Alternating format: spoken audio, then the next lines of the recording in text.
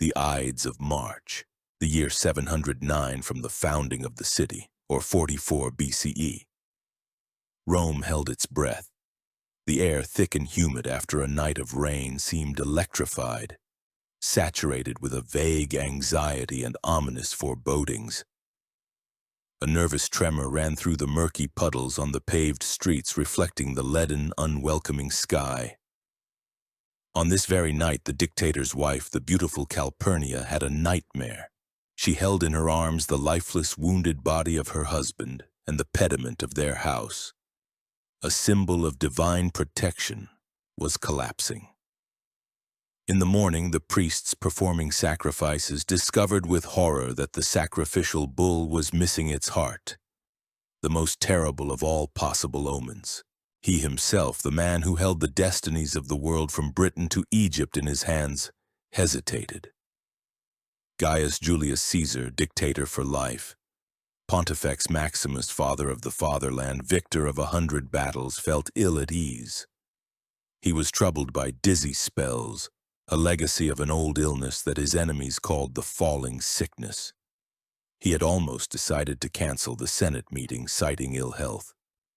But then Decimus Brutus appeared, one of those he considered his friend, almost a son. With a cunning smile, he asked, "Caesar, will you, whose commands the whole earth obeys, pay attention to a woman's dreams and the tales of mad soothsayers? Will you give the senators cause to reproach you for cowardice?" The jab was precise.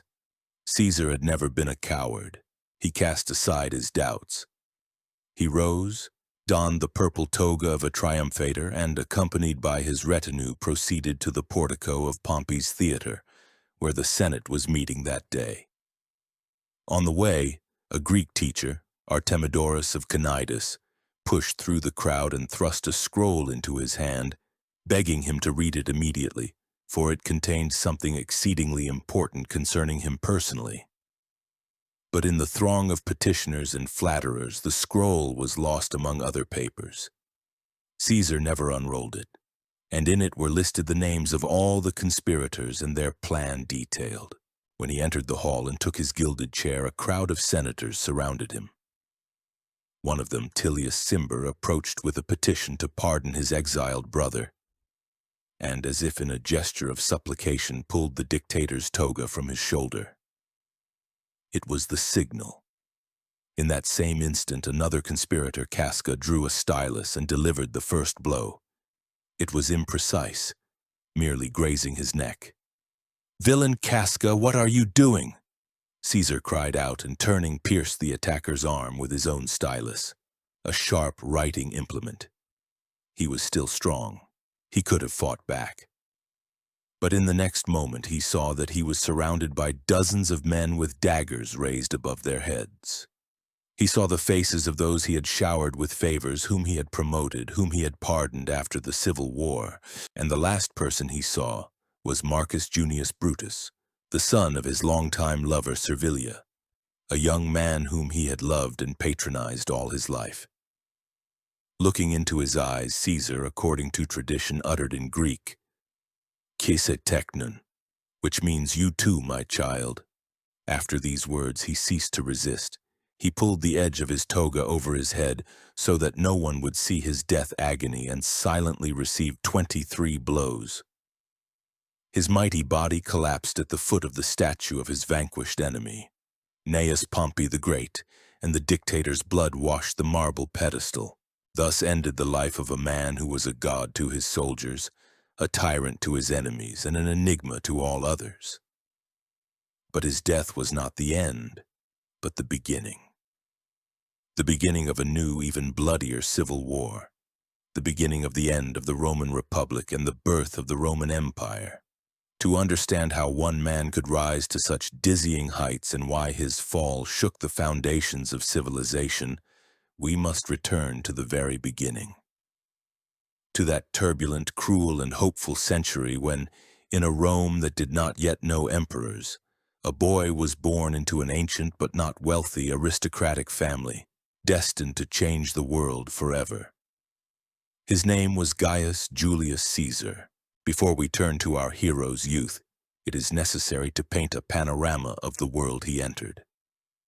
Rome at the end of the 2nd and beginning of the 1st century BCE was a colossus with feet of clay. Its legions had conquered the Mediterranean, turning it, as the Romans said, into Mare Nostrum, that is, our sea. Carthage had been razed to the ground. The Hellenistic kingdoms of the East had bowed before the Roman eagle, and streams of gold, slaves, and unprecedented luxury flowed into the eternal city. But behind the brilliant facade of military victories lay the deepest social ulcers eating away at the Republic from within. Roman society was fractured. The traditional structure, based on a balance between the senatorial aristocracy, known as the patricians, and the people, or plebeians, had cracked. Giant landholdings, or latifundia, belonging to a handful of the wealthiest families, were swallowing up small peasant plots. Ruined farmers, once the backbone of the Roman army, flocked to Rome, forming a crowd of many thousands of lumpen proletariat, people with neither property nor work, living off state grain distributions and demanding only one thing: bread and circuses. This crowd was a formidable and fickle force, ready to sell its votes at elections to whoever paid or promised the most. Against this backdrop, two informal political parties, two ideologies were formed, whose struggle defined the last century of the Republic. The first was the Optimates, meaning the best men. This was the party of the conservative senatorial aristocracy. They stood for the immutability of traditions, the supremacy of the Senate, and the preservation of their privileged position. Their ideal was the old, valiant Rome, governed by a narrow circle of noble families. Their leaders were men with famous names, huge fortunes, and immense pride. Opposing them were the Populares, the so-called People's Party. They appealed to the people and the popular assembly, known as the Comitia, demanding land redistribution, debt cancellation, and limits on the Senate's omnipotence. It is important to understand that the Populares were not democrats in the modern sense. Often their leaders were aristocrats just as noble as the Optimates, but they used the masses as a battering ram to achieve their own ambitious goals. The first thunderclap occurred several decades before Caesar's birth. The brothers Tiberius and Gaius Gracchus, noble aristocrats who sided with the people, attempted to carry out agrarian reform and were murdered by their political opponents right on the streets of Rome. Their death showed that the political struggle had moved beyond the bounds of law. Violence had become a legitimate tool, and then two titans entered the stage, whose shadow would cover all of Caesar's youth: Gaius Marius and Lucius Cornelius Sulla. Gaius Marius was a homo novus, that is, a new man, a man from an obscure family who, thanks to his military talent, reached unprecedented heights, being elected consul 7 times. It was he who carried out the military reform that changed Rome forever. Previously, the army had been a militia of citizen landowners. Marius, however, began to recruit the landless proletarians into the legions, promising them pay, a share of the booty, and a plot of land upon completion of service. This had two colossal consequences. Firstly, Rome gained a professional, standing army capable of waging long wars on distant frontiers. But secondly, and most terrifyingly, the soldiers became loyal not to the faceless Republic or the Senate, but to their general, who fed them, clothed them, and secured their future. The army turned into the general's personal clientele, an instrument for seizing power. Marius's opponent was Lucius Cornelius Sulla. Unlike Marius, Sulla was a patrician to the core, a representative of an ancient but impoverished family. He was a refined sybarite, a connoisseur of the arts, and at the same time a brilliant and utterly ruthless commander. He was the leader of the Optimates and a staunch defender of the Senate's power. The conflict between Marius and Sulla escalated into the first full-scale civil war in Rome's history. In 88 BCE, Sulla did the unthinkable. He led his legions against Rome itself to seize command from Marius in the war against the Pontic king Mithridates. The streets of the Eternal City were for the first time stained with the blood of Roman soldiers killing other Roman soldiers. While Sulla was fighting in the east, Marius and his supporters returned and unleashed a bloody terror in Rome. And then, in 82, Sulla returned, having defeated both Mithridates and the Marians. And it was then that Rome experienced true horror. Sulla proclaimed himself dictator without a time limit, and introduced a terrible word into practice: proscriptions. These were lists of people declared outlaws. Anyone could kill a person on the list and receive a reward for it.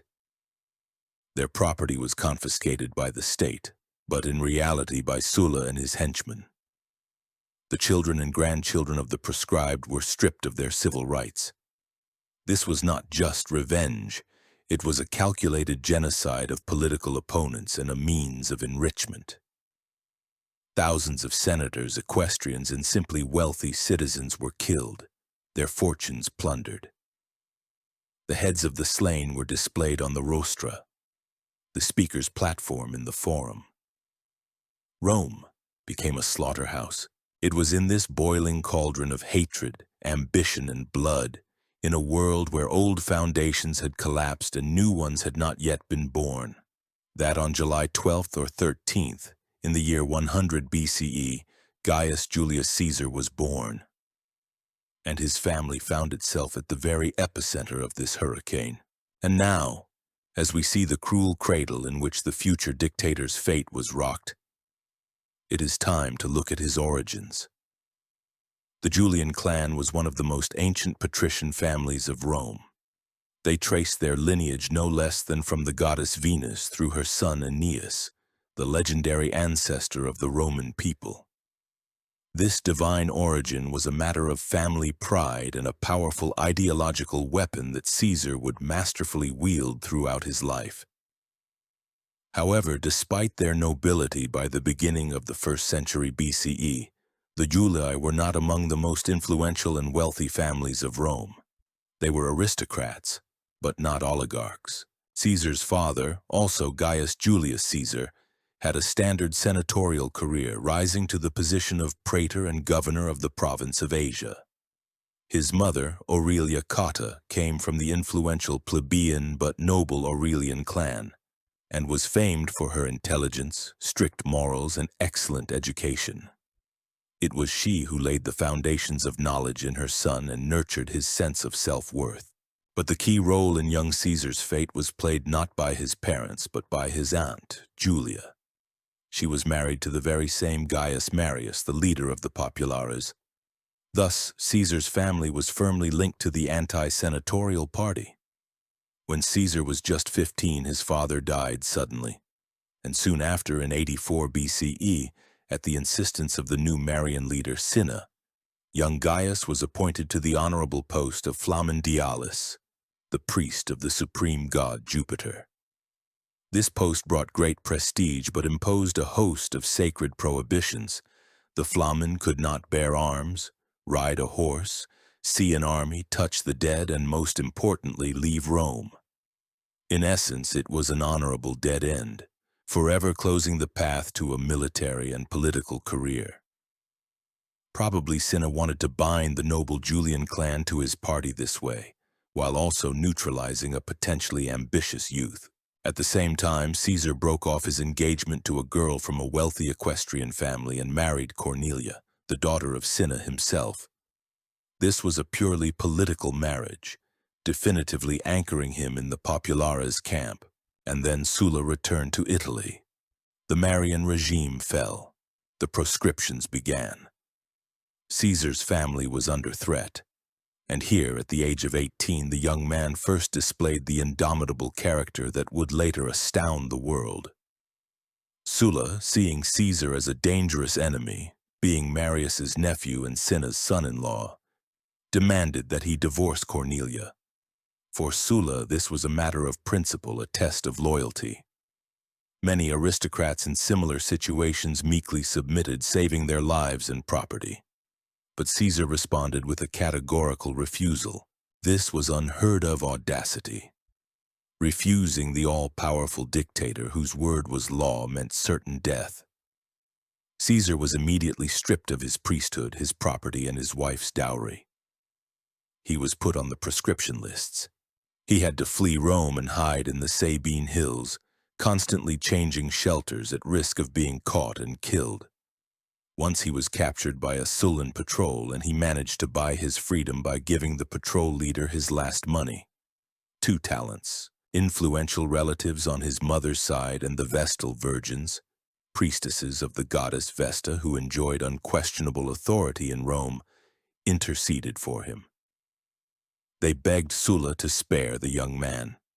The dictator long refused, but finally relented, uttering, according to Suetonius, a prophetic phrase, "Take him, since you so desire it, but know this. In this boy you are so eager to save, there are many Mariuses." Sulla had recognized in the defiant youth the same indomitable will and boundless ambition that he had so hated in his old enemy. Caesar was pardoned, but it was dangerous to remain in Rome under the dictator's watchful eye. He chose to go to the east, to the province of Asia, to begin his military service under the command of Propraetor Marcus Minucius Thermus. Here, far from Roman intrigues, he began his so-called cursus honorum, which translates as path of honor, the traditional ladder of offices for a Roman aristocrat. During the siege of the city of Mytilene on the island of Lesbos, he showed personal bravery and saved a comrade's life, for which he was awarded the highest military honor for valor, the Corona Civica, an oak wreath. Receiving this wreath at such a young age was a great honor and provided important privileges. For example, when its holder appeared in the theater, the entire Senate would rise. It was in the East that an episode occurred which his enemies would hold against him for the rest of his life. To secure naval assistance, he was sent on a diplomatic mission to the court of the Bithynian king, Nicomedes IV. Caesar lingered at the king's court longer than business required, and sordid rumors of his homosexual relationship with the aging monarch spread through Rome. These rumors were most likely slander by political opponents, but they stuck to him tenaciously. Throughout his life, he would be pursued by taunts like the Queen of Bithynia or the King's bedwarmer. Caesar himself always vehemently denied these accusations, but he could never shake off this stigma. In 78 BCE, news of Sulla's death arrived. The way back to Rome was open. Caesar returned but did not immediately plunge into politics. He decided to hone the main weapon of a Roman politician, oratory. He appeared in court, making high-profile accusations against prominent Sullan corrupt officials. His speeches caused a sensation. Contemporaries noted his particular style, swift, powerful, yet elegant and precise. He did not secure the conviction of the accused, who were backed by the full power of the senatorial oligarchy, but he loudly announced himself as a brilliant orator and defender of justice, earning popularity with the people. To perfect his skill, Caesar decided to travel to the island of Rhodes, to the famous rhetorician Apollonius Molon, under whom Cicero himself had once studied. And on the way there, he had another adventure that became a legend and vividly demonstrates his unique character. Not far from the coast of Asia Minor, his ship was captured by Cilician pirates. Piracy in those years was a real scourge of the Mediterranean. It was a well-organized force, a whole pirate state with its own bases and fleet. Having captured a noble Roman, the pirates demanded a ransom of 20 talents, a huge sum for those times. Hearing this, Caesar laughed in their faces and declared that they valued him too cheaply, and he himself offered a ransom of 50 talents. While his companions went to collect the money, Caesar spent 38 days with the pirates, not as a captive, but as a master. He treated them with complete superiority. He participated in their exercises, wrote poems and speeches, and read them to the pirates. If they were not enthusiastic enough, he called them illiterate barbarians and jokingly threatened that when he was free he would return and hang them all. The pirates roared with laughter, taking his threats as the amusing eccentricity of an arrogant aristocrat. When the ransom was delivered and Caesar was released, he immediately went to the nearest port city, Miletus. There, at his own expense, he equipped several ships, gathered a detachment, and set off in pursuit of his former captors. He caught them by surprise on the same island where they had held him, took them prisoner, reclaimed his 50 talents, and took all their goods. Then he took the pirates to prison and demanded that the provincial governor execute them. The governor, not wishing to quarrel with the pirates who shared their booty with him, tried to sweep the matter under the rug and decided to sell them into slavery. Learning of this, Caesar, without waiting for an official order, went to the prison himself and, as he had promised, ordered all the pirates to be crucified. However, showing, as Plutarch writes, mercy, he first had their throats cut to spare them a long agony. This episode is the quintessence of Caesar's personality. Incredible courage bordering on recklessness, absolute self-confidence, an iron will, the ability to command people, and cold, calculated cruelty in achieving his goal. He had given his word, and he kept it. The world had to learn that one did not trifle with Gaius Julius Caesar. Returning to Rome after his studies in Rhodes, Caesar plunged headlong into the political struggle. He began his ascent up the official ladder of offices. In 69 BCE, he was elected quaestor and sent to the province of Hispania Ulterior, farther Spain. A quaestor was the first step in a career, an assistant to the governor in financial matters. In the same year, his beloved aunt Julia, Marius's widow, died, followed by his wife Cornelia. At his aunt's funeral, Caesar delivered a brilliant speech in which he glorified not only the ancient Julian clan, descended from the gods, but also his uncle Gaius Marius, whose name was still under a ban after Sulla's dictatorship. He dared for the first time to display in public the wax images, the so-called imagines, of Marius, which caused murmuring among the Optimates and wild delight among the common people who remembered the old general. This was a bold and perfectly calculated political move. He openly positioned himself as the heir to Marius's cause, the leader of the Populares.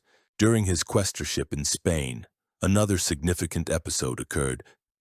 In the city of Gades, modern Cadiz, he saw a statue of Alexander the Great in the Temple of Hercules. Looking at it, Caesar, according to tradition, sighed heavily and said with shame to his companions, "Does it not seem to you a matter for sorrow that I have achieved nothing remarkable at an age when Alexander had already conquered so many nations?" He was just over 30. Ambition consumed him. He craved glory, power, and great deeds. Returning to Rome, he married a second time. His chosen bride was Pompeia, the granddaughter of the dictator Sulla. This marriage was a pure political calculation. By linking himself to the descendants of both Marius and Sulla, Caesar positioned himself above the fray, demonstrating a readiness for reconciliation, but on his own terms. The next step in his career was the office of Aedile in 65 BCE. Aediles were responsible for urban infrastructure, Rome's food supply, and most importantly, the organization of public games and festivals. And here, Caesar went all out. He spent fantastic, fabulous sums on organizing gladiatorial games, theatrical performances, and decorating the city. He brought hundreds of gladiators into the arena in silver-plated armor and adorned the Forum and the Capitol with porticos and paintings. Rome feasted and rejoiced. The people were ecstatic with the generosity of their new idol. But where did the money come from? Part he took from his own rather modest fortune. Part he borrowed from friends. But the lion's share he borrowed. By the end of his aedileship, Caesar's debts, by various estimates, amounted to the astronomical sum of several thousand talents. He had gambled everything. He understood that the only way to repay these debts was to move further up the ladder of power, to the highest offices, to governorships in rich provinces where he could set his affairs in order. From this moment, his career turned into a desperate race, only forward, only upward, because any defeat, any halt meant financial ruin, trial, and political death.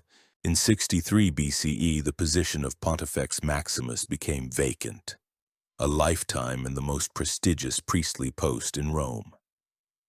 The Pontifex was the head of the state religion. He set the calendar, supervised rituals, and interpreted omens. It was a position that gave immense hidden influence. Caesar, despite his relatively young age and gigantic debts, put forward his candidacy. His rivals were two of the most influential and respected Optimates, both former consuls. His chances seemed nil. But Caesar again gambled everything. He went into new, even more monstrous debts to bribe voters. On election day, saying goodbye to his mother Aurelia, he told her, "Today you will see your son either as Pontifex Maximus or as an exile." And he won. This victory stunned Roman society and showed the incredible popularity he enjoyed with the people and the power of his money and organizational talent. This same year, 63, was marked by the famous conspiracy of Catiline. Lucius Sergius Catilina, a noble patrician driven to desperation by debts and political failures, formed a conspiracy for a coup d'état, the assassination of the consuls, and the seizure of power. The conspiracy was uncovered by the then consul, the great orator Marcus Tullius Cicero. The conspirators were arrested. A heated debate erupted in the Senate about their fate. The vast majority of senators, led by the influential Marcus Porcius Cato the Younger, demanded immediate execution without trial, citing a state of emergency.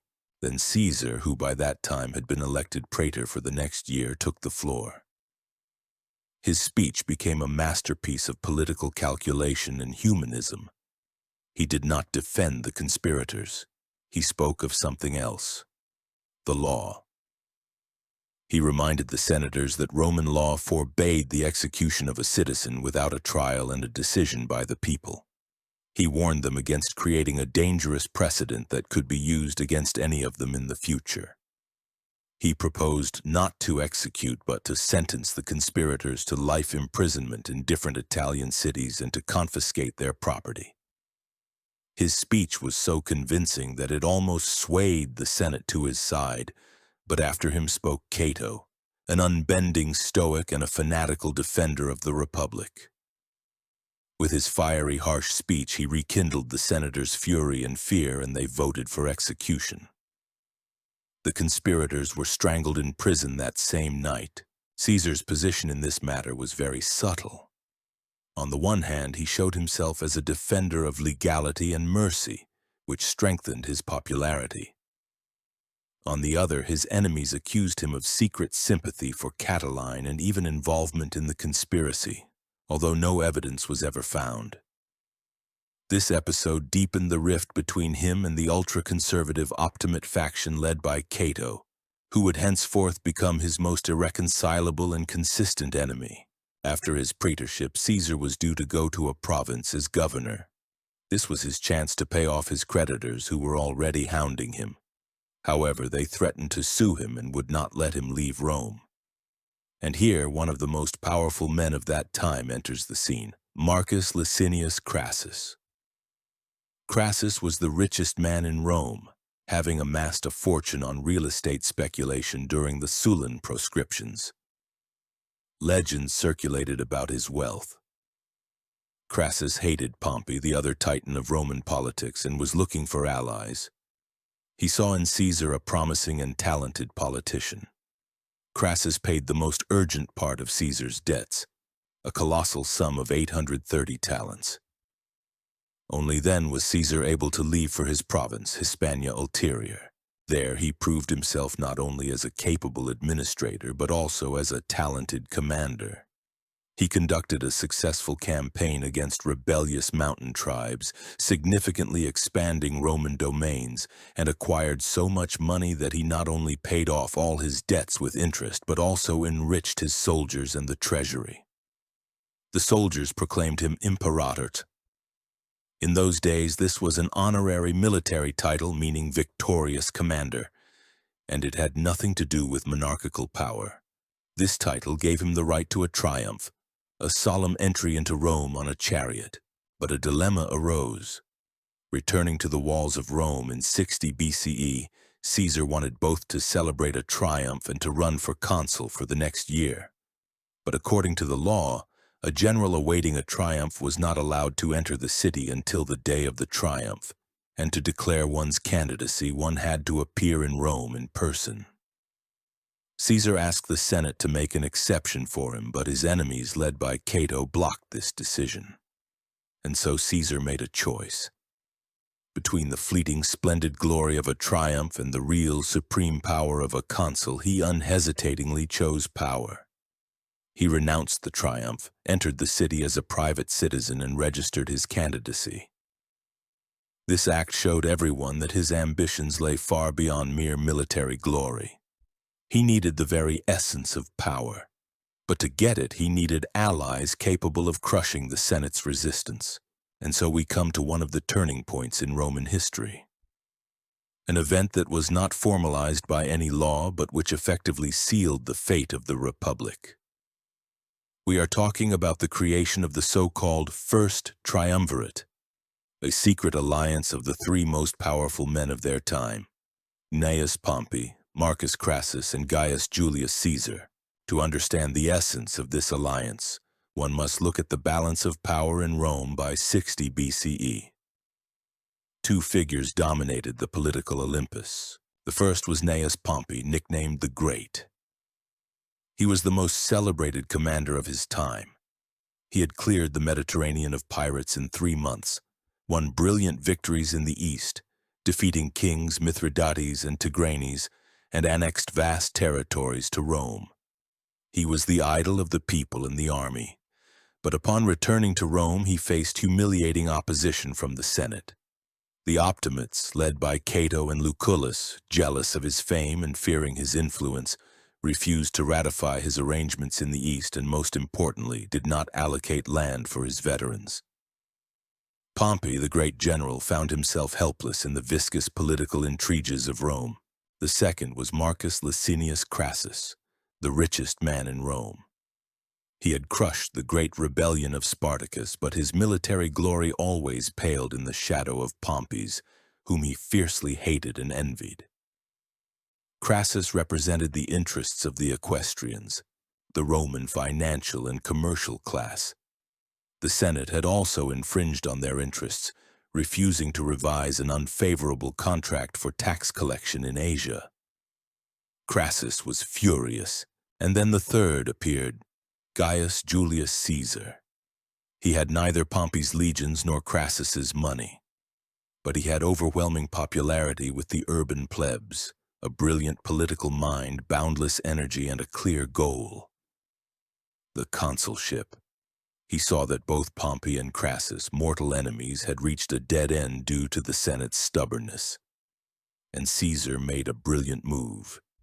He acted as a mediator between them. He explained to them that individually the Senate would crack them like nuts. But if they combined their resources, Pompey's authority and veterans, Crassus's money, and Caesar's own political capital and energy, then no force in Rome could stand against them. Thus was born this monstrous alliance, which Cicero would later call the three-headed monster. It was a secret conspiracy aimed against the Senate and at seizing control of the state. The goal was simple. Caesar, using the support of Pompey and Crassus, becomes consul. As consul, he passes laws needed by Pompey, namely land for veterans and ratification of his arrangements, and Crassus, that is, revision of the contract for the tax farmers. And after his consulship, he gets a major province with an army for several years to ensure his security and a base for future achievements. The plan worked perfectly. Caesar was elected consul for 59 BCE. His colleague in the consulship was the Optimates candidate, Marcus Calpurnius Bibulus. But Bibulus was utterly powerless. When Caesar introduced his agrarian law to the Senate to provide land for Pompey's veterans and the poor, the Optimates, led by Cato, obstructed it. Then Caesar, violating all traditions, took the bill directly to the popular assembly for approval. In the forum, the Optimates' supporters tried to disrupt the vote. Bibulus declared he was observing unfavorable celestial omens, which by law should have halted all political activity. In response, the crowd of Triumvir's supporters, incited by Pompey's veterans, beat up Bibulus, broke his symbols of consular dignity, the so-called fasces, and poured a basket of filth on his head. After this humiliation, Bibulus locked himself in his house for the rest of the year, only occasionally sending out edicts about unfavorable omens. The Romans jokingly began to call that year not the consulship of Caesar and Bibulus, but the consulship of Julius and Caesar. Caesar became the de facto sole ruler of Rome. He swiftly, ignoring the Senate's resistance, passed all the promised laws. Land distribution for Pompey's veterans was approved. The contract for Crassus's tax farmers was revised. All of Pompey's arrangements in the East were ratified. To seal the alliance, Caesar married his only and beloved daughter Julia to Pompey, who was already in his late 40s. Despite the age difference and the political nature of the match, this marriage turned out to be surprisingly happy, and Julia became the thread that bound the two ambitious giants. Having fulfilled his obligations, Caesar also took care of himself. Through a loyal popular tribune, he passed a law by which, at the end of his consular term, he received not one but 2 provinces to govern: Cisalpine Gaul, that is, northern Italy, and Illyricum on the Balkans for a term of 5 years, which was unprecedented. And when the governor of Transalpine Gaul, that is, southern France, suddenly died, the Senate, wanting to get rid of Caesar as quickly as possible, gave him this province as well. Thus, a vast territory from the Rubicon to the borders with wild Gallic tribes and 3 legions came under his control. But soon he was allocated a 4th. Caesar had gotten what he wanted: immense power, an army, and immunity from prosecution, which his enemies were inevitably preparing for him after his consulship ended. He stood on the threshold of the greatest enterprise of his life. In 58 BCE, the 42-year-old proconsul, mired in debt and political intrigue, left Rome and headed north to his provinces. He did not yet know that he would return from there 9 years later a completely different man, the greatest commander of his era, at the head of the most hardened and devoted army in the world, ready to challenge Rome itself. And now imagine this picture. Caesar, a middle-aged man, a politician and intriguer accustomed to the sophisticated life of the capital, arrives in Gaul. Behind him, a scandalous consulship, gigantic debts, and the hatred of half the Senate. Ahead, the unknown. Gaul for the Romans of that time was something like the Wild West for Americans, a vast, wild, forested country inhabited by hundreds of warlike and unpredictable tribes. Rome controlled only a narrow strip of land along the Mediterranean coast, the province of Gallia Narbonensis. Everything to the north was terra incognita, a world of barbarians. Caesar did not come here as a conqueror, at least not formally. His task as proconsul was to protect the province's borders and Rome's allies, but his true goals were far more ambitious: glory, booty, and the creation of a powerful personal army. And the pretext for intervention presented itself immediately. In 58 BCE, the huge tribe of the Helvetii living in the territory of modern Switzerland decided to migrate west towards the Atlantic coast. Tens of thousands of warriors, women, children, and old men burned their villages and set out on a journey that was supposed to pass through a Roman province. Caesar, with only 1 legion at hand, denied them passage.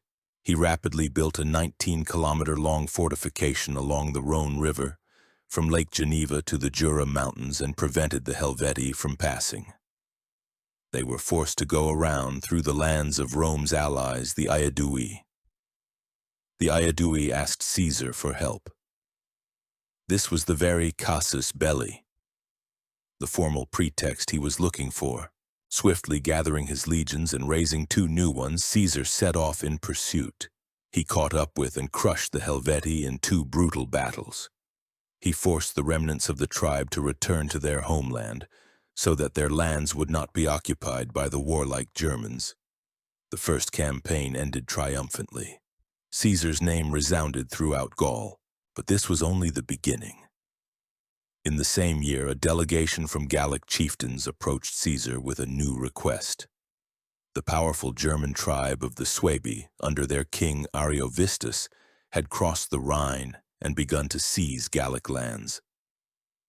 Caesar understood if the Germans were not stopped now, they would become a threat to all of Gaul and then to Rome. He entered into negotiations with Ariovistus. The German chieftain behaved arrogantly, declaring that he had conquered these lands by right of the strong. War became inevitable, and here Caesar faced his first serious crisis. His soldiers, having heard the Gaul stories about the ferocity and gigantic stature of the Germans, panicked. Murmuring began in the camp. Officers and soldiers wrote their wills. The army was on the verge of mutiny. And then Caesar delivered one of his most famous speeches. He gathered the centurions and declared that even if the entire army refused to go, he would go alone, with only the 10th Legion, in whose loyalty he had no doubt. It was a brilliant psychological move. The legionaries of the 10th Legion were flattered and declared they were ready to follow him anywhere. The other legions, ashamed of their cowardice, also swore allegiance. The panic was quelled. In the decisive battle at the Vosges, Roman discipline and tactics prevailed over the furious onslaught of the Germans. Ariovistus's army was routed and fled across the Rhine. In 1 year, Caesar had repelled the 2 greatest threats to Gaul and had become the de facto arbiter of its fate. The following years turned into a continuous series of campaigns and battles. In 57, he conquered the Belgae tribes in northern Gaul, whom he himself, in his commentaries, called the bravest of all the Gauls. In a bloody battle on the river Sabes, or Sambre, his legions were nearly defeated, and only Caesar's personal courage, as he rushed into the thick of the fray shield in hand, inspired the soldiers and turned the tide of the battle. In 56, he waged war against the Veneti, a seafaring tribe on the Atlantic coast. He built a fleet and won a naval battle. In 55, he did something unthinkable. To intimidate the Germans, he built a giant wooden bridge across the wide Rhine in 10 days, crossed to the other side, ravaged the lands of German tribes, and having shown that there were no barriers for Roman legions, returned and destroyed the bridge. In the same year and the next, 54, he undertook 2 expeditions to Britain. It was a daring adventure, more a PR stunt than a serious military operation. The Romans for the first time set foot on the mysterious fog-shrouded island, about which the most fantastic rumors circulated. Caesar fought against British tribes, crossed the Thames, but did not achieve decisive successes and left no garrisons there. However, the very fact of landing in Britain made a colossal impression in Rome. The Senate decreed 20 days of Thanksgiving in his honor. Caesar became a national hero. All this time, he continued to be actively involved in politics. From his camp in Gaul, he governed Rome through his agents, sent money, and supported the right candidates.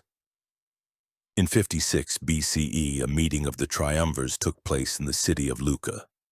The alliance was on the verge of collapse. Crassus and Pompey were feuding again. Caesar reconciled them once more. It was decided that Pompey and Crassus would become consuls for the next year, and after that, they would receive provinces to govern.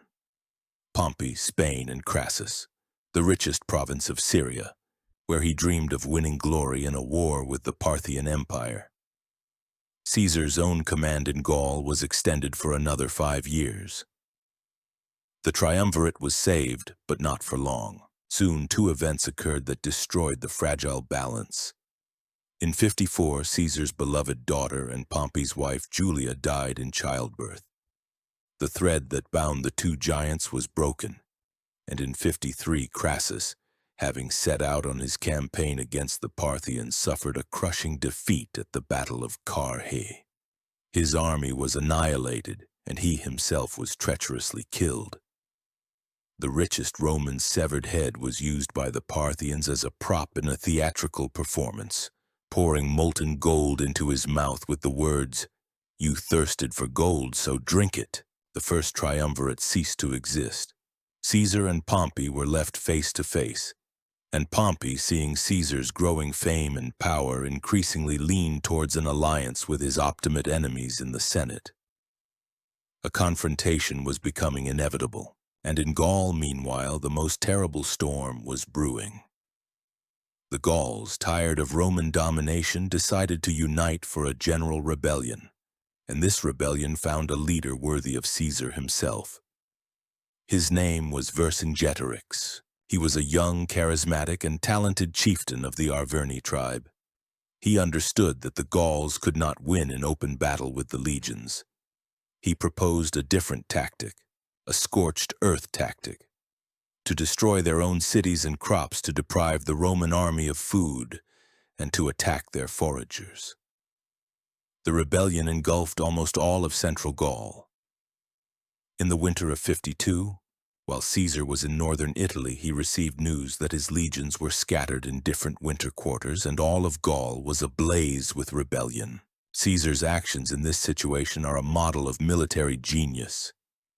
With a handful of soldiers, he made an incredible dash across the snow-covered Cevennes mountains, covered with a 2-meter layer of snow, and invaded the lands of the Arverni, the very center of the rebellion. Vercingetorix was forced to rush to the defense of his homeland. Taking advantage of this, Caesar, leaving a small detachment in command, secretly rode across all of Gaul and joined his main forces. A brutal cat-and-mouse game began. Caesar besieged and stormed the city of Avaricum, slaughtering its entire population. Then he approached the Arverni capital, the fortress of Gergovia. Here he suffered his first serious setback of the entire Gallic War. An unsuccessful assault on Gergovia was repulsed with heavy losses for the Romans. Caesar's prestige was shaken. The rebellion flared up with new force. Vercingetorix, buoyed by success, decided to give battle to Caesar's cavalry. But in open country, the Gallic cavalry was defeated, and then the Gallic chieftain made a fatal mistake. He retreated not into the forests and mountains, but took refuge with his entire huge army, about 80,000 warriors, in the well-fortified city fortress of Alesia. He hoped to wait out the siege behind strong walls and await the arrival of reinforcements from all over Gaul. And here Caesar undertook an engineering project unprecedented in its audacity and scale. He began the siege of Alesia. Around the city, whose walls had a perimeter of about 15 kilometers, he ordered the construction of a continuous line of siege fortifications, trenches, ramparts, towers. This line was called the Contravallation. But Caesar knew that a huge army from all over Gaul would soon come to the aid of the besieged, and so he ordered the construction of a second outer line of fortifications facing the field, 21 kilometers long. This line was called the Circumvallation. His army, numbering about 50,000 men, found itself caught between two fires: Vercingetorix's 80,000-strong army in the city and the approaching 250,000-strong army of the Gallic relief force. What happened next became one of the greatest feats of military art in history. The Romans simultaneously repelled fierce sallies from the city and the assault of the gigantic army from outside. The battle raged along the entire perimeter of the fortifications for several days. At the most critical moment, when the Gauls broke through the defense in one sector, Caesar personally led his last reserves in a counterattack. The appearance of the commander in his scarlet cloak inspired the legionaries. The Gauls were driven back. The relief army, having suffered a crushing defeat, dispersed. The fate of the besieged was sealed. A terrible famine began in Alesia. Vercingetorix, to save his people from death, decided to sacrifice himself. He donned his most beautiful armor, mounted his horse, and rode out of the gates. Riding up to Caesar, who was seated on a tribunal, he silently dismounted, laid his arms at Caesar's feet, and sat on the ground. The great Gallic rebellion was crushed. Vercingetorix would spend 6 years in a Roman prison, only to then adorn Caesar's triumph, after which he would be ritually strangled. Gaul was conquered. In 8 years of war, Caesar conquered the territory of modern France and Belgium. About 1 million Gauls died, and another million were sold into slavery. Unimaginable booty was taken. But most importantly, Caesar had created an army. His legions had been through fire and water. They idolized their commander, who shared all their hardships, knew many of them by name, and paid them generously. This was not a republican army. It was Caesar's army. And now, with Gaul at his feet, his gaze turned south, to Rome, where his enemies determined to destroy him awaited. While Caesar was conquering Gaul with fire and sword, the political situation in Rome was heating up to the limit. The deaths of Crassus and Julia had destroyed the Triumvirate. Pompey the Great, left as the sole counterbalance to Caesar, was increasingly aligning with the senatorial Optimate party. He feared his former son-in-law and ally. He saw his fame growing, his army strengthening, how gold from Gaul was bribing Roman politicians. Pompey, once a Populares himself who had acted against the Senate, had now become the chief defender of the Republic and the authority of the senators. Anarchy reigned in Rome. Gangs of political supporters fought pitched battles in the streets. In 52 BCE, the popular tribune Clodius, Caesar's agent, was murdered. In response, his supporters burned down the Senate House. In this atmosphere of chaos, the Senate took an unprecedented step. It appointed Pompey as consul without a colleague. In effect, Pompey received dictatorial powers. He restored order in the city, but also passed laws directly aimed at Caesar. One law forbade running for office in absentia. This hit the mark precisely. Caesar's term in Gaul was set to expire in 49 BCE. His plan was simple, while in his province, to be elected consul for 48 in absentia. This would allow him, upon laying down his proconsular command, to immediately assume the consular one, without remaining a private citizen for a single day. Because as soon as he became a private citizen, his enemies, led by Cato, would immediately put him on trial for illegalities during his first consulship, and for waging unauthorized wars in Gaul. A trial would have meant the end of his career in exile. Pompey at first promised Caesar an exception would be made for him. But then, under pressure from the Optimates, he backtracked. The entire year of 50 was spent in fierce political battles. Caesar, through tribunes he had bribed, notably the young and talented Curio, proposed a compromise. He and Pompey would simultaneously lay down their commands and disband their armies. This proposal was fair and found support among many senators tired of the confrontation. But the radical Optimates, led by Consul Marcellus and Cato, would not hear of a compromise. Their goal was Caesar's complete destruction. In early January of 49 BCE, they passed an ultimatum in the Senate. Caesar was ordered to immediately disband his army and appear in Rome as a private citizen. Otherwise, he would be declared an enemy of the fatherland. The popular tribunes Mark Antony and Quintus Cassius, who tried to veto this decision, were expelled from the Senate and fled north to Caesar's camp. Civil war had become inevitable. Caesar, with a single legion, the 13th, stood in his province of Cisalpine Gaul. The border between his province and Italy proper was a small, unremarkable river, the Rubicon. By ancient law, no serving general was allowed to cross this river with an army. Crossing the Rubicon meant rebellion, high treason, and a declaration of war on the Senate and the Roman people. And so, on the night of January 10th to 11th, 49 BCE, Caesar reached this fateful threshold. He understood the gravity of the choice. On one side of the river, submission, trial, humiliation, and political death. On the other, war against his own country, rivers of blood, an unpredictable outcome in either absolute power or a disgraceful death. Ancient historians colorfully describe his hesitation. He stood for a long time on the bank, gazing into the dark water, reflecting on the calamities his decision would bring upon the world. He consulted with his closest friends, and finally, casting aside all doubts, he uttered his famous phrase, "Alea iacta est," which means, "the die is cast." With these words, he spurred his horse and was the first to cross the river. Behind him, marching in step, moved his loyal 13th Legion. The bridges were burned. There was no way back. The civil war had begun.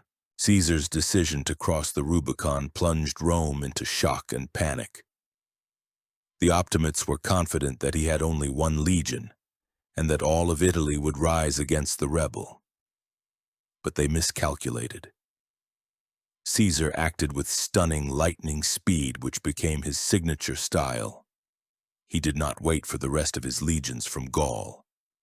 With a handful of soldiers, he marched south, and the cities of Italy, one after another, opened their gates to him. He was greeted not as an enemy, but as a liberator. His reputation as a generous and merciful commander worked for him. Pompey and the senators were caught off guard. They had twice as many troops in Italy, but these troops were scattered and unreliable. In a panic, unable to organize resistance, Pompey, the consuls, and most of the senators fled Rome, and then Italy, crossing the Adriatic Sea to Greece. There in the east, Pompey had vast resources, loyal legions, and the support of client kings. He planned to assemble a gigantic army, blockade Italy by sea, and then, like Sulla, return and crush Caesar. In 60 days, without shedding a drop of blood, Caesar became master of all Italy. Entering Rome, he did not behave like Sulla. No prescriptions, no terror. He proclaimed a policy of clemency or clementia, pardoning his political opponents. He opened the state treasury, which the senators in their haste had not managed to evacuate, and obtained funds to wage war. But his position was precarious. He was caught in a pincer. In Greece, Pompey was gathering a huge army and fleet, and in Spain there were 7 legions loyal to Pompey, under the command of his experienced legates. Caesar uttered another of his famous phrases, "I am going to fight an army without a general, so that I can then fight a general without an army." Leaving Mark Antony in Italy, he made another lightning dash to Spain. In 40 days, with cunning maneuvers and virtually no major battles, he surrounded and forced the entire Pompeian army to surrender. He offered the enemy soldiers a choice, either go home or join him. Most chose the latter. Having secured his rear, Caesar returned to Rome, where he was elected consul, and began preparing for the decisive showdown with Pompey himself. In the winter of 49 to 48 BCE, he made a desperately bold move. Lacking enough ships to transport his entire army at once, and despite Pompey's fleet having complete command of the sea, he ferried the first part of his army across the Adriatic and landed in Epirus on the Greek coast. A long and grueling campaign began. Pompey's army was twice the size of Caesar's and better supplied. Caesar found himself blockaded. He attempted to besiege Pompey's gigantic camp near the city of Dyrrhachium, but suffered a serious defeat and was forced to retreat with heavy losses into the interior to Thessaly. This was his first loss to Pompey. His army's morale plummeted. In Pompey's camp, by contrast, there was jubilation. Noble senators were already dividing up offices in the future government and arguing over who would get Caesar's house in Rome. They demanded that Pompey immediately give a decisive battle and finish off the rebel. Pompey, more cautious, wanted to wear down Caesar's army by starvation, but yielded to the pressure of his impatient comrades. The decisive battle of the Civil War took place on August 9th, 48 BCE, on the plain near the city of Pharsalus. Pompey had about 45,000 infantry and 7,000 cavalry. Caesar had only 22,000 infantry and about 1,000 horsemen. Pompey's superiority, especially in cavalry, was overwhelming. Pompey's plan was simple. His powerful cavalry was to crush and rout Caesar's small cavalry on the right flank, and then attack his infantry from the rear. But Caesar saw through this plan. He made a brilliant tactical move. He secretly selected 6 of the best cohorts, about 3,000 men from his third line, and placed them as a reserve behind his right flank, at an angle to the main line. He ordered them not to throw their pilux, short-throwing spears, but to use them as pikes, striking at the faces and eyes of the noble Roman horsemen who valued their appearance. The battle began. As planned, Pompey's cavalry easily crushed Caesar's horsemen and rushed to their rear. And there it unexpectedly ran into a wall of spears from Caesar's hidden reserve. The attack to the face was devastating. The Pompeian cavalry, consisting of young aristocrats, could not withstand it. Panicked, turned, and fled the field, sweeping away their own light infantry. At that moment, Caesar brought his fresh third line into battle. Pompey's demoralized legions, deprived of cavalry cover and attacked from the front and flank, wavered and ran. The battle turned into a slaughter. Pompey's losses were enormous. About 15,000 killed and 24,000 captured. Caesar lost only about 200 men. Seeing the rout of his army, Pompey the Great lost heart. He silently rode to his camp and then fled to the sea. His political and military career was over. Caesar, entering Pompey's captured camp, saw luxurious tents adorned with ivy, set tables, and silver dishes. "So this is what they wanted," he remarked bitterly. He granted pardon to the prisoners. He did not want to destroy the aristocracy, but to subordinate it to himself. Pompey himself fled to Egypt, hoping to find refuge with the young king Ptolemy III, to whom his father had entrusted him as guardian. But the young king's advisors decided that a living Pompey was a source of problems, and his murder was the best way to earn the victor's favor. As Pompey was disembarking from a boat onto the Egyptian shore, he was treacherously stabbed in the back in front of his wife and children. His head and signet ring were delivered to Caesar, who arrived in Egypt a few days later. Seeing the head of his former friend, son-in-law, and great rival Caesar, according to tradition, turned away in disgust and wept. He ordered Pompey's remains to be buried with honors and his murderers to be executed. The great confrontation between the two giants had ended tragically and sordidly. But for Caesar, the war was not yet over, and it was in Egypt that a new, unexpected chapter of his life awaited him. Arriving in Alexandria, the capital of Egypt, Caesar found himself drawn into a complex dynastic struggle. The 13-year-old King Ptolemy III and his older sister, the 21-year-old Cleopatra VII, were vying for the throne. According to their father's will, they were to rule together, but Ptolemy's court cabal had exiled Cleopatra from the capital. Caesar, as consul of Rome and official guardian of the dynasty, decided to act as arbiter in this dispute, and then Cleopatra made her famous move. Knowing that all approaches to the palace where Caesar was staying were controlled by her enemies, she ordered her loyal servant to secretly transport her into the city and carry her into the palace wrapped in a carpet. According to another, more prosaic version, she was carried in a bed sack. When the bundle was unrolled at Caesar's feet, the young queen emerged. Plutarch writes that Caesar was captivated by her courage, intelligence, and charm. Cleopatra was not just beautiful. She was educated, knew many languages, possessed a sharp political mind, and incredible charisma. That same night, she became the lover of the 52-year-old Roman dictator. Caesar's decision to support Cleopatra enraged Ptolemy's supporters. A rebellion broke out in Alexandria. Caesar, with a small garrison, was trapped in the royal palace. The difficult and dangerous Alexandrian War began. The Romans had to fight in the streets of a huge city. During these battles, a fire broke out which, according to one version, spread to the famous Library of Alexandria, and part of the greatest collection of knowledge of the ancient world perished in the flames. After reinforcements arrived, Caesar defeated the Egyptian army. The young King Ptolemy drowned in the Nile while fleeing. Caesar installed Cleopatra and her younger brother on the throne. He spent almost 9 months in Egypt, captivated by the country and its queen. Cleopatra bore him a son, whom the Alexandrians nicknamed Caesarion, Little Caesar. This romance was not just an infatuation, but also a sober political calculation. Control over Egypt, the richest breadbasket of the Mediterranean, gave him a huge advantage. But the war was not over. The remnants of the Pompeians were gathering new armies. Caesar left Egypt and went to Asia Minor, where the Pontic king Pharnaces, son of Mithridates, had decided to take advantage of the Roman turmoil to reclaim his father's possessions.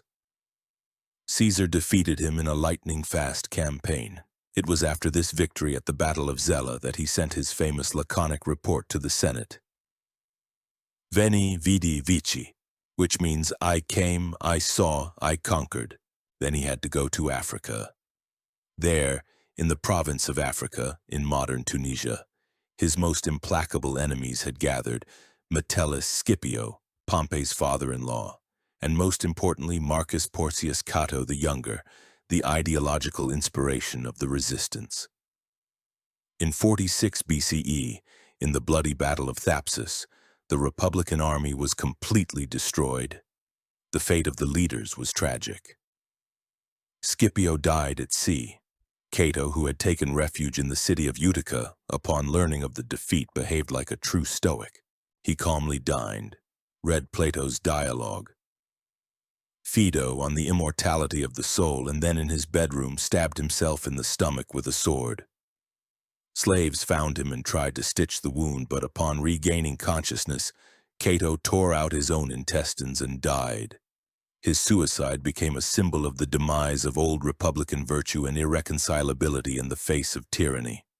Caesar, learning of his death, reportedly exclaimed, "O Cato, I envy you your death, for you envied me the glory of saving you."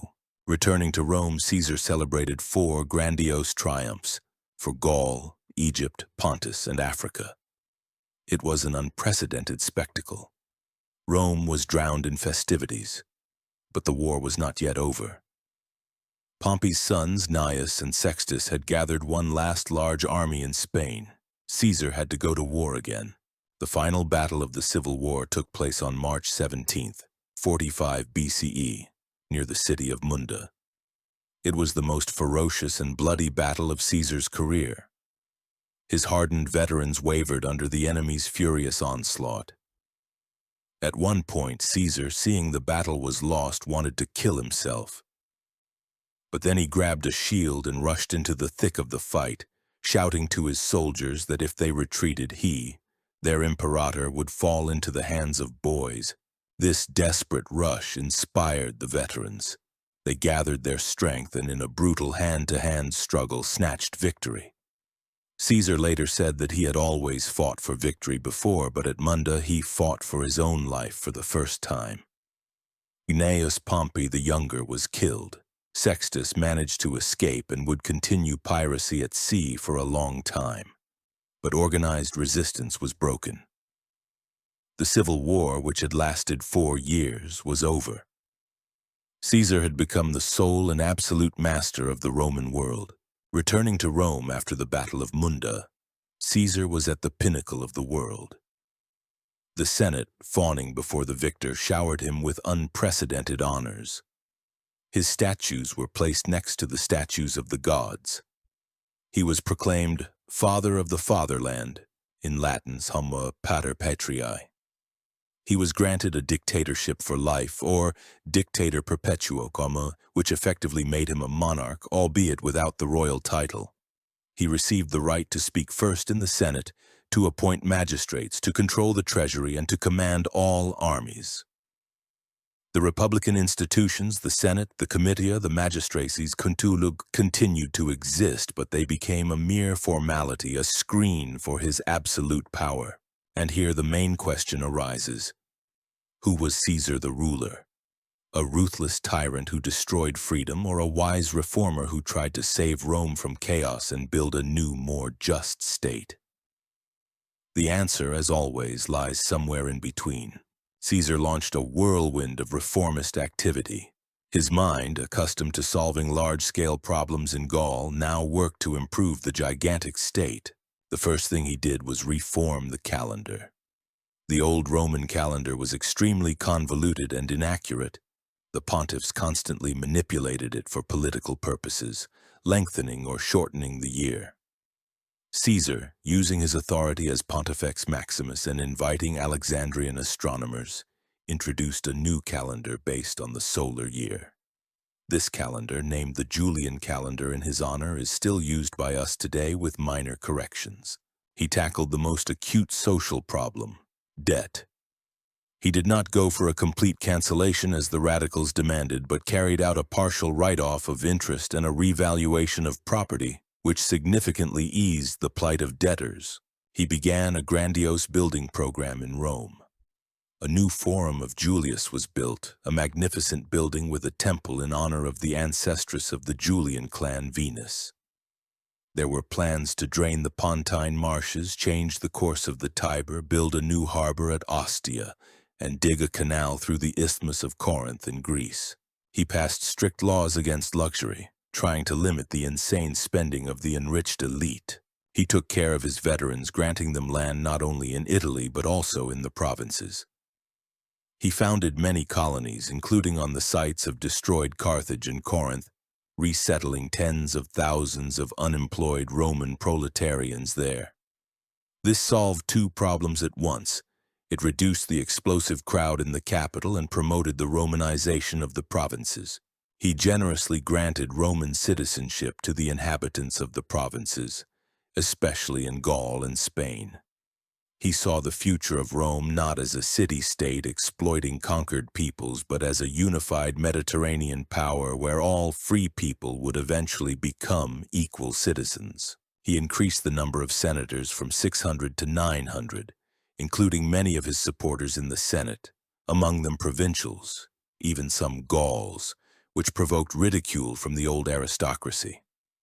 Thus, on the one hand, he rewarded his adherents, and on the other he diluted the influence of the old senatorial oligarchy, turning the Senate into a more obedient and representative body. But for all this, he remained an autocrat. He despised the empty formalities of the old republic, which, in his opinion, had led to its downfall. He ruled alone, often without consulting the Senate, and tolerated no opposition. His clemency had its limits.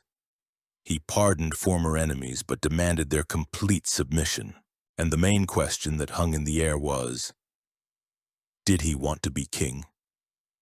The Romans had a panic fear of the word king, or rex in Latin, ever since the expulsion of the last king, Tarquin the Proud, almost 500 years earlier. Hatred of monarchy was in the blood of every Roman.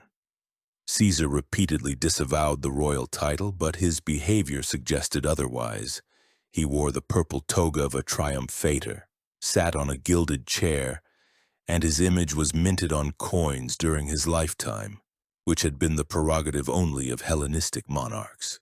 The culmination was the famous episode at the Lupercalia festival in February of 44 BCE. His loyal associate Mark Antony, who was consul that year, ran up to Caesar, who was sitting on the rostra, and tried to place a royal diadem on his head. The crowd, incited by the dictator's opponents, responded with dead silence. Caesar pushed the diadem away several times, and only then did the people burst into applause. Was it a well-staged play to test the people's reaction, or a sincere attempt by Antony to please his patron? We do not know, but for many Republican-minded aristocrats this was the last straw. In their eyes, Caesar had become a tyrant who had destroyed freedom and was preparing to officially found a monarchy. They saw that he was preparing a grand campaign against Parthia to avenge Crassus. They feared that after a victory in the east, he would return as a true god-king in the model of Eastern rulers, and they decided to act. And so we return to where we began, to the Ides of March. The conspiracy against Caesar had been brewing for several months. About 60 people were involved. They were very different people. Some, like Gaius Trebonius or Decimus Brutus, were his former officers and friends, whom he had showered with favors but who perhaps felt overlooked or feared his ever-increasing power. Others were former Pompeians whom he had pardoned but who could not forgive him their defeat. But the soul of the conspiracy were two men, Gaius Cassius Longinus and Marcus Junius Brutus. Cassius was an experienced soldier and an ardent republican who hated Caesar with a personal, burning hatred. Brutus was a more complex figure. He was a descendant of the very same Lucius Junius Brutus who had expelled the kings and founded the Republic. He was a man of philosophical bent, a follower of Stoicism, known for his honesty and principles. Caesar loved Brutus very much, perhaps because his mother Servilia had been Caesar's long-standing and strongest love. There were even rumors that Brutus was his son, although this is chronologically unlikely. He had pardoned Brutus after Pharsalus and given him high offices. But Brutus, torn by an internal conflict between personal gratitude and republican duty, eventually joined the conspiracy. For him, it was not revenge, but a sacred act of tyrannicide, a sacrifice in the name of saving freedom. It was his participation that gave the conspiracy its ideological justification. The conspirators acted in haste. They knew that in a few days, Caesar was due to depart on the Parthian campaign. They had to act before he left. The place of the assassination was chosen, the Senate meeting on March 15th in the portico of Pompey's theater. As we already know, all the bad omens and direct warnings did not stop Caesar. He went to meet his fate. The murder was brutal and chaotic. The conspirators, fearing that one might not dare, had agreed that each would inflict at least one blow. In the confusion, they even wounded each other. When the dictator's bloody body lay on the floor, the conspirators, calling themselves the Liberators, with bloody daggers in hand, wanted to address the senators with a speech. But the senators, seized with horror, fled in panic. The Liberators walked through the city, shouting that the tyrant was dead and the Republic was free, but the people met them with dead silence and fear. No one rejoiced. They had miscalculated.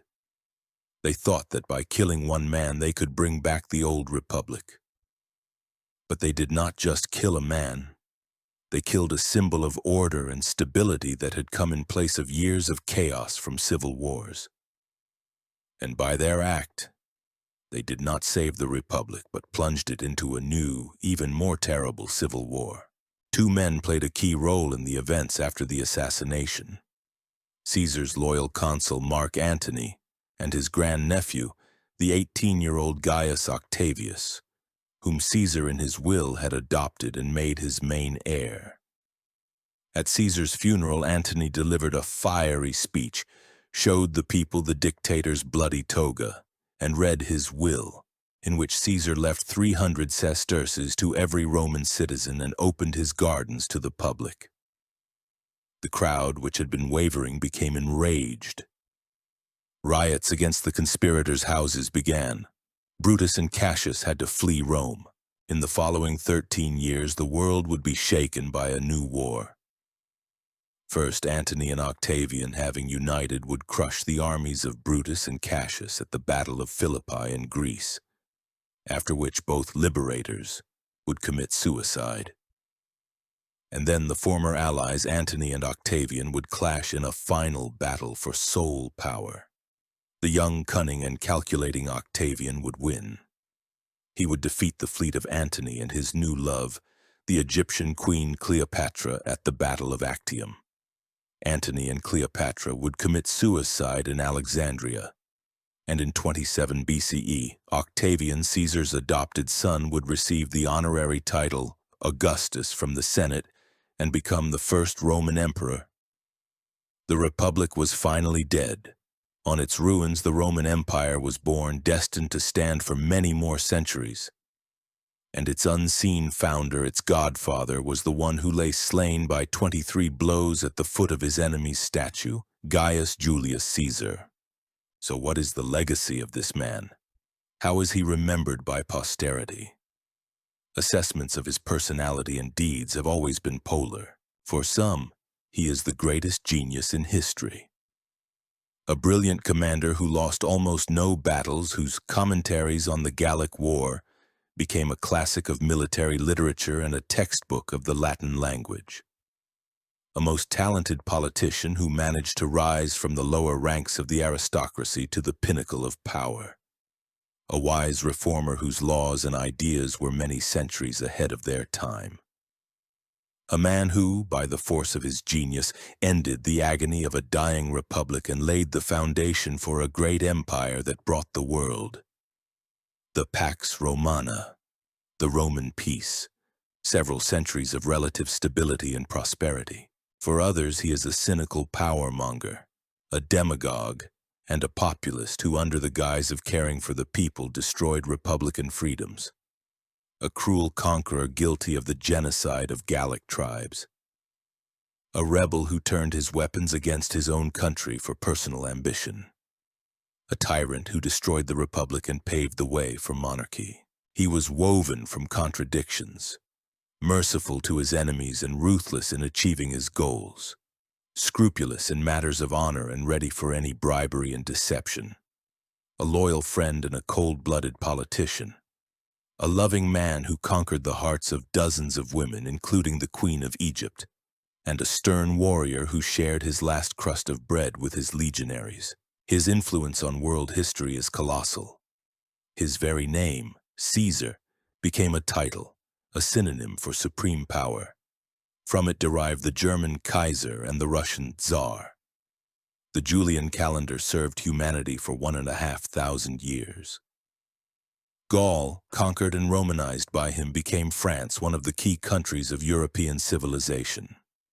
His life and death became an eternal subject for writers, artists, and playwrights, from Shakespeare to our days. Perhaps those historians are right who say that by the mid-1st century BCE, the Roman Republic was already terminally ill. Its institutions, created to govern a small city-state, could not cope with managing a huge world power. Chaos, corruption, and civil wars were inevitable. The Republic was doomed, and Caesar became not so much the cause of its death as its gravedigger and at the same time the midwife of a new world. He did not create the empire, but he made its birth inevitable. His shadow looms over all subsequent history of the West.